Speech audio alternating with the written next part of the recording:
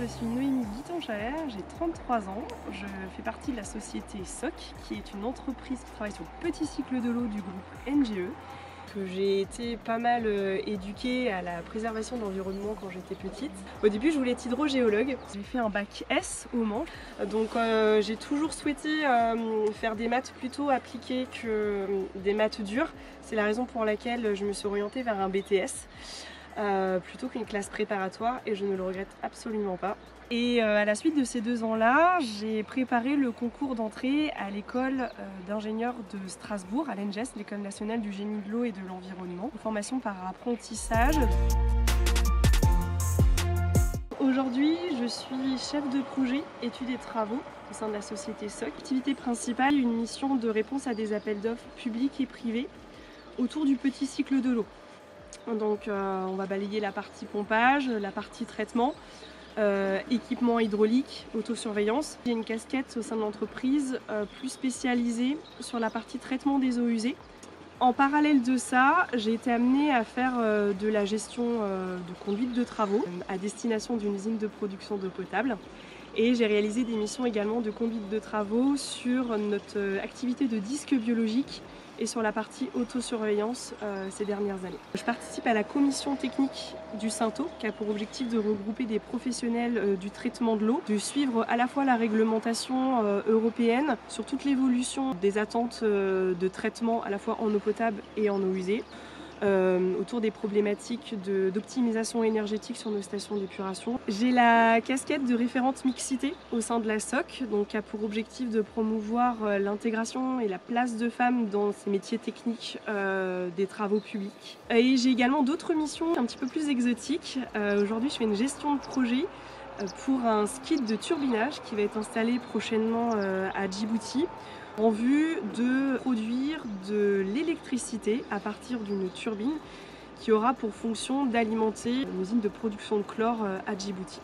Mes casquettes de chef de projet, elles m'amènent à garder un pied dans la technique au quotidien, mais d'avoir des missions de gestion logistique, administrative, financière, un petit peu de management.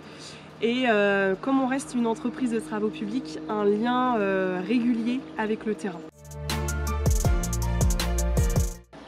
Ici, on se trouve sur le site de Chavagnes-les-Eaux. C'est une commune qui résonne personnellement pour moi dans mon cursus. Mon projet technique de 2e année à l'ETSCO avait pour objectif d'analyser les performances épuratoires d'un filtre à tambour rotatif qui avait été installé en sortie de la 3e lagune. La communauté de communes a poursuivi son chemin de remise aux normes avec un projet de nouvelle construction de stations d'épuration. L'appel d'offres de construction de la nouvelle station d'épuration est sorti et j'ai personnellement du coup travaillé à la conception de la station d'épuration telle qu'on la voit ici. Et voilà, 10 ans après, en 2022, on a pu inaugurer cette station d'épuration qui aujourd'hui répond beaucoup plus aux attentes environnementales que l'ancienne. Donc concrètement, une journée de travail ne ressemble jamais à une autre. Le fond, c'est quand même aujourd'hui des projets qui durent à peu près 1 mois, des projets d'études qui ont cette particularité de monter en 1 mois une offre technique et financière sur la conception d'une station d'épuration comme celle-ci. Donc je travaille avec le bureau d'études de la SOC, j'ai notamment un apprenti, et mon quotidien, c'est qu'en tant qu'entreprise mandataire de travaux, on puisse coordonner tous les corps d'État dans leurs missions respectives, donc du génie civil, du terrassement, électricité, automatisme.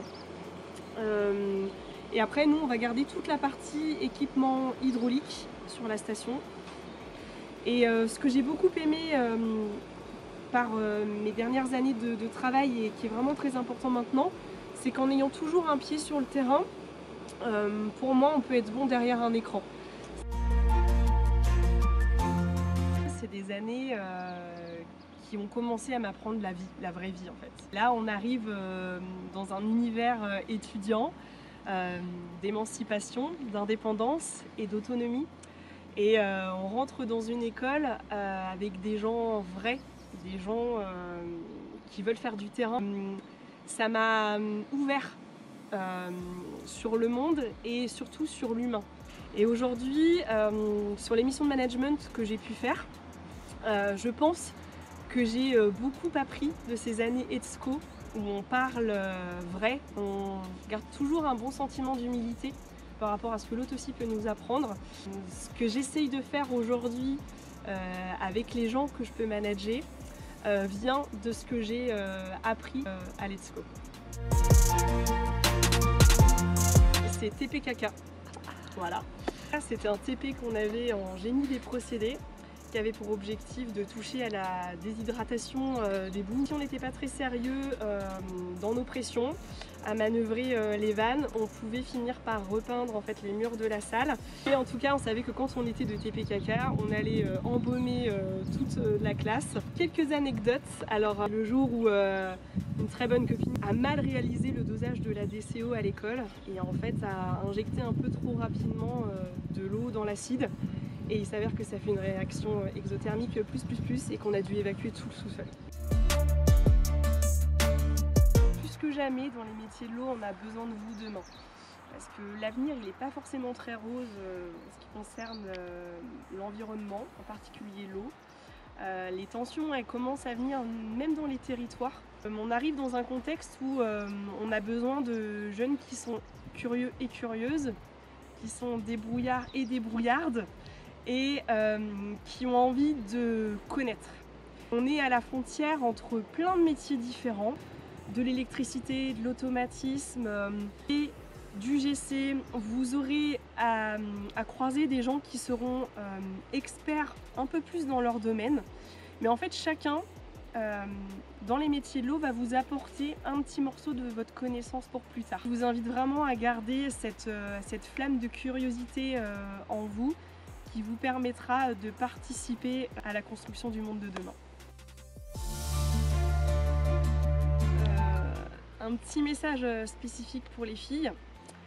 La route est encore longue, mais c'est avec des personnes comme vous et moi qu'on arrivera à faire bouger les lignes de ces métiers aujourd'hui qui restent très masculins. Je suis persuadée qu'on a toute notre place. Il y a une énergie qui est portée, qui est différente. De travailler beaucoup plus en parité nous amène toujours à ouvrir ce regard à l'autre. Et je pense que quand il y a des filles qui sont dans nos métiers, dans ces projets du quotidien, ça devient plus facile de le faire, qui sont uniquement entre hommes.